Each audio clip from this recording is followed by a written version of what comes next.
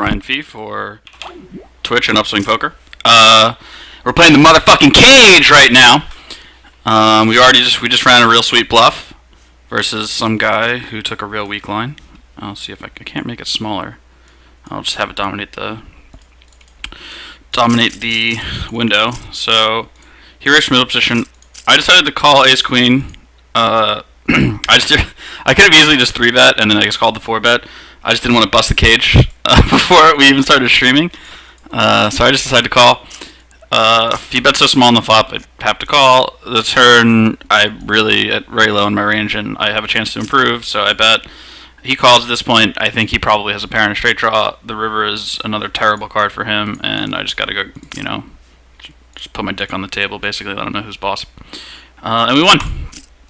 So, yeah, I think... Okay, cool, this is... How do I mute this? I was told to mute my Twitch stream, or the stream, because I have to see if it works. Give me 1 sec. Okay, sweet. Well, it's just going to sound a little funky for a little while. Let's see, we're going to 3-bet this. King, Queen suited, first cutoff open. Yeah, when he raised, there's like an ante here. It's not a huge ante, it's like a small blind ante, which sort of makes sense because of how many players at the table. So yeah, the great thing about the cage is that it's essentially a cash game with an ante, which is what cash games really should be. It kind of sucks that, sort of years ago, whoever decided to, got him! Nice. I wonder what he had there. It sucks that, like, somebody just sort of arbitrarily decided years ago that, that the cash game should not have an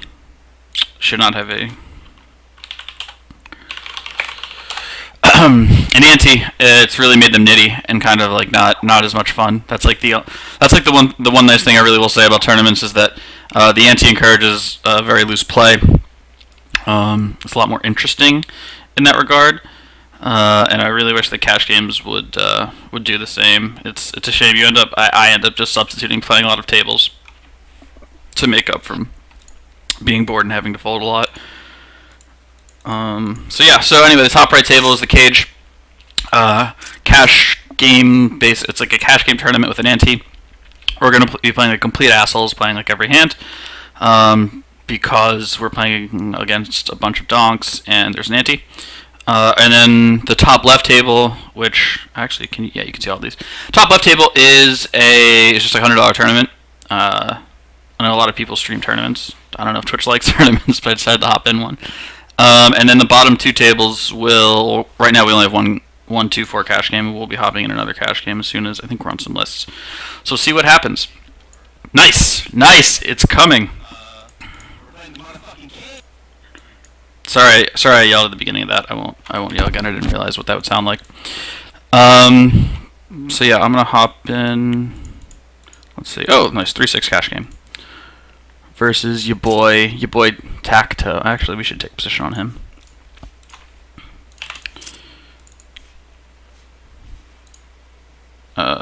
Whoops. How do we leave? So yeah, we're playing a little bit of heads up versus Tacto, who's from, I don't know, Eastern Europe, and he quit.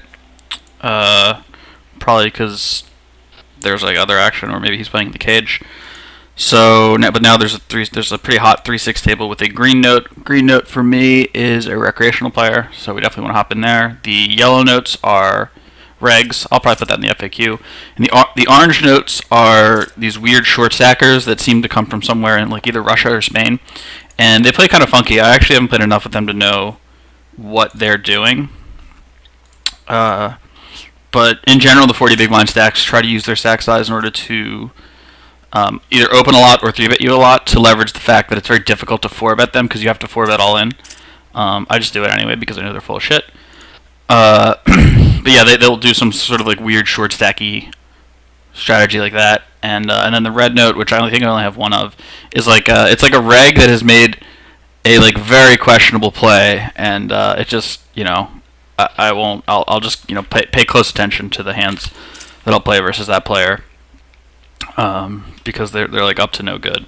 Like for instance, I think the red note that I made was I like raised from middle early position, and the reg flatted ace five off in the cutoff, and then other stuff happened post flop that wasn't like this sort of suspect, but I think pre-flop's enough to make me raise a few eyebrows. So yeah, ace four. We're gonna three bet just our whole range in the small blind. Ace five. Yeah, this is what I'm talking about. The orange notes. They just like to raise all in. They actually hate flatting. I should maybe min raise or maybe make it 9 there to leverage to leverage the fact that he's just raising or folding pre. Ace four, ace eight. Once we get four bet, we could actually call that a lot. Although I will play just like to a certain extent, even though it is sort of a cash game. My tournament life matters because I want to play more and more hands with these guys. So I'll play in the higher variance spots. I might make some. Oh, sorry, Kitty. Yeah, I'll speak more slowly. In the high variance, well, in general in tournaments, especially like really big field tournaments, I'll play in such a way where I'll try to cut down the variance, and I mostly try to do it pre-flop. Like I don't like if I gotta go, if all the money has to go in the river, it just has to. But yeah, I'll try to cut down the variance as much as possible. And even though this is basically a cash game, I don't think I'm pretty sure I can't re-enter. So I do want to be playing more hands with these guys, especially when the stakes get bigger. So I will make a couple. I will mostly pre-flop and a few on the flop. I'll make some sort of nitty decisions to just ensure that I get to play more hands with these guys. So we'll try to focus mostly on the cage. There we go. So 10-9 raise pre-flop, really standard. We're actually going to be raising, I don't know, 70-80% on the button. The flop, I believe, is also a standard check, or it's a standard check because it's a ring. Heads up, you could go either way. The turn is also standard check. We'll mostly be betting aces for value on the river, and then the river we could just go for value. How do I see? Playing kind of an interesting hand down in the bottom right. So we 4-bet ace king versus Tatko, your boy Tatko from Bulgaria, and he flatted. I think. Let me see. I think I had his stats up. He hasn't 3-bet a ton heads up. Although because he has position and he plays a kind of a dick, I think there's a chance that he was 3-betting me with a lot of hands here. So yeah. And on this flop, I'm probably just gonna check most of my range. Yeah, or a decent part of it. I'll bet some of it.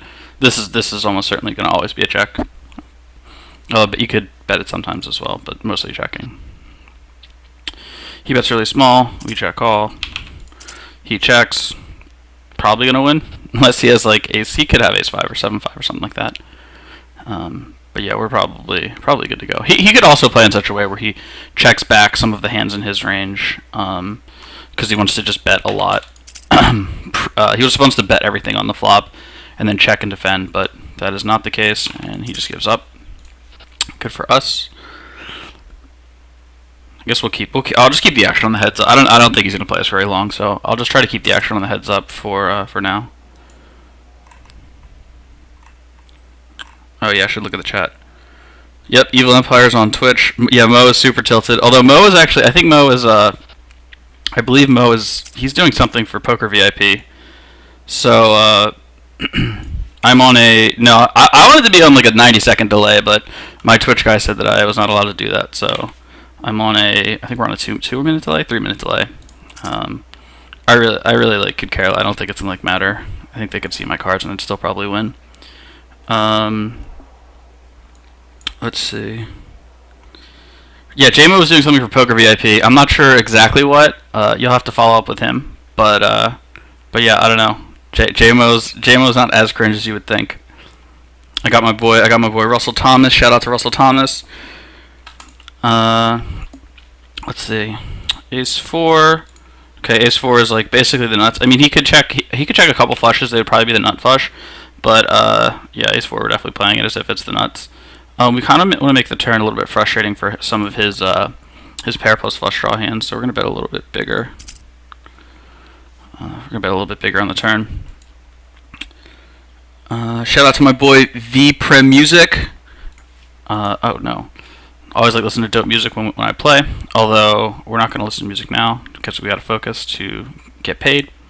On this river, it's I don't think I can really value shove. I think everybody sort of gets that. I think that a lot of his calling range is like an ace that would have checked the flop, yeah, like ace 10. So we just check lose.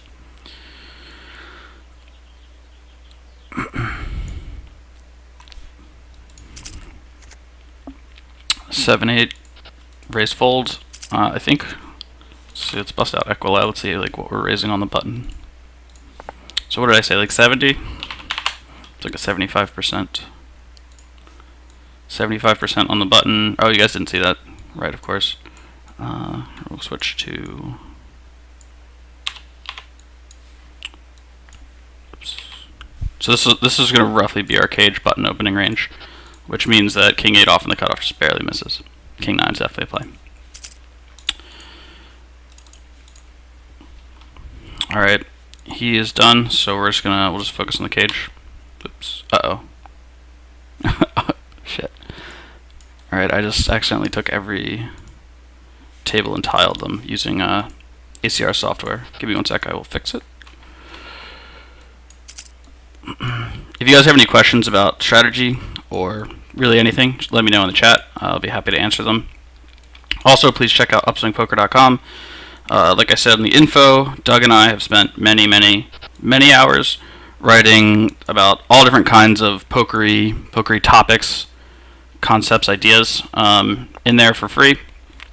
My latest blog post is about variance and cognitive biases, essentially how variance in poker, but all facets of life trick people. You should definitely check that out. I think that even for me, dealing with sort of the swings and how my mind gets tricked is a constant struggle. So I would imagine that it's probably true for most poker players.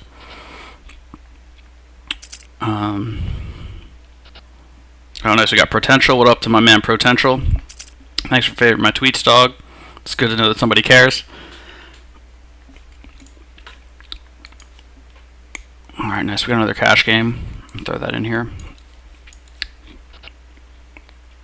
Anyway, so I wrote a blog post about basically just like the variance, the way that variance impacts sort of the human mind. The gist is that like the human mind is really not built to deal with it or understand it. It really just sort of throws a wrench in the works. But I tried to make it fun, and I wrote about the Warriors losing to the Lakers and how the weatherman actually lies about the weather to try to make it interesting. So yeah, you should definitely check that out.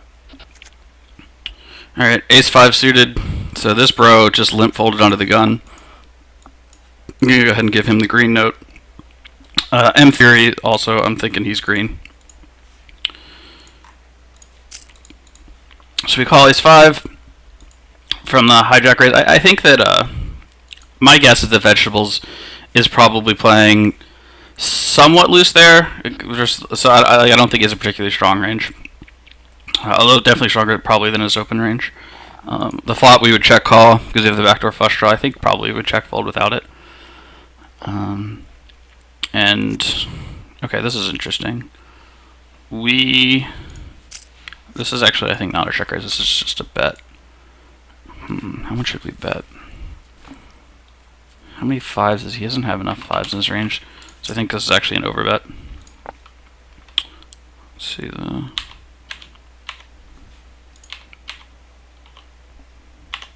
Here we go. So we called a 4-bet. The small or button raise. We 3-bet the small blind. He 4-bet. Pratica from Portugal.